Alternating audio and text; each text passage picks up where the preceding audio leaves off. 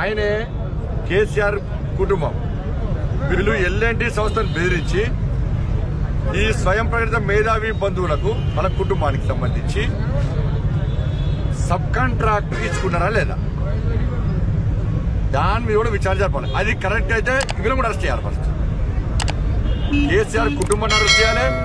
ఈ ఎల్ఎన్టీ సంస్థను బెదిరించి సబ్ కాంట్రాక్ట్ తీసుకొని క్వాలిటీ లేకుండా పనులు చేసి అది కుంగిపోవడానికి కూలిపోవడానికి కారకులైనటువంటి ఈ వ్యక్తులను కూడా అరెస్ట్ చేసే దమ్ము ఈ ప్రభుత్వానికి ఉందా?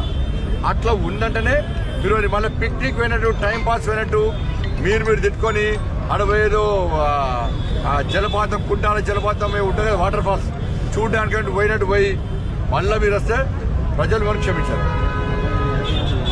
కాబట్టి భారతీయ జనతా పార్టీ డిమాండ్ చేస్తున్నది 1,00,000 కోట్ల రూపాయలను ప్రజాధనం దుర్వినియోగం చేసినటువంటి కేసీఆర్ కుటుంబం యొక్క ఆస్తిపాస్తులు జప్తు చేయాలి. కేసీఆర్ కుటుంబం నుంచే ఈ పైసలు రాబట్టాలి.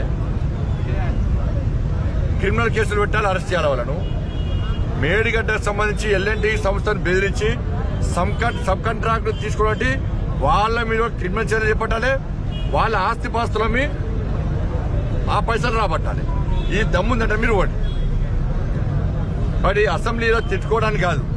ఊరుకొని భాష చూస్తుంటే సొంత కామెంట్స్ చేసుకుంటూ పర్సనల్ విషయాలు మాట్లాడుకుంటూ ప్రజల దృష్టి మరించడం. ఎందుకంటే ఇలా మళ్ళీ సేమ్ టైం పాస్ అవుతుంది. వాళ్ళ అసెంబ్లీ ఇవ్వడానికి ప్రజలు ఫుల్ ఎగబడి చూస్తున్నారు. ఎందుకంటే నవ్వుకుంటున్నారు టైం పాస్ అయిపోయింది. అది కాదు మీరు చేసింది. మీరు 6 గ్యారెంటీలు ఎట్లా అమలు చేస్తారు, ఇచ్చిన హామీలు ఎట్లా అమలు చేస్తారు మీరు చెప్పాలి.